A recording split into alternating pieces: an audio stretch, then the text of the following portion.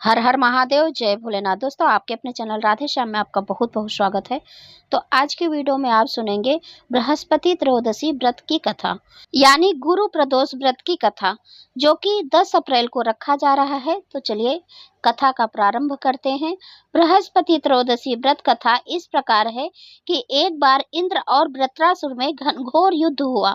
उस समय देवताओं ने दैत्य सेना को पराजित कर नष्ट भ्रष्ट कर दिया। अपनी सेना का विनाश देख वृत्रासुर अत्यंत क्रोधित हो स्वयं युद्ध के लिए उद्धत हुआ।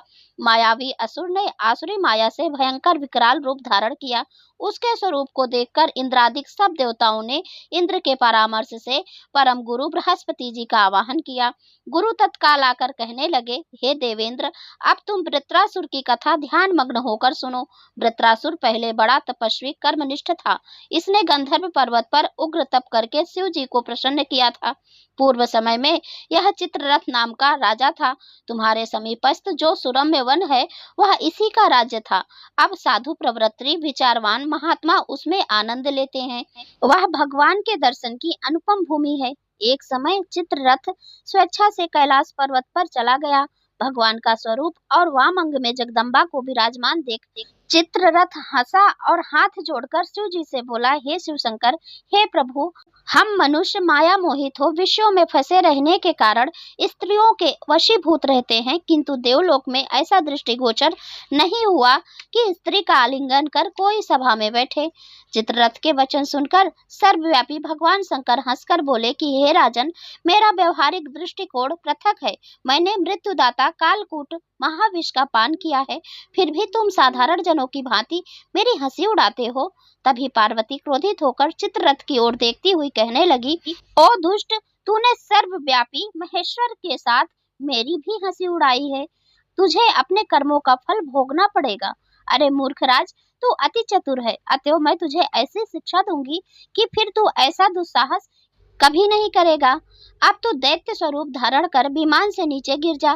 तुझे मैं श्राप देती हूँ। जब जगदम्बा भवानी ने चित्ररथ को यह श्राप दिया तो वह तत्क्षण विमान से गिरकर राक्षस योनि में प्राप्त हो गया और प्रख्यात महासुर नाम से प्रसिद्ध हुआ।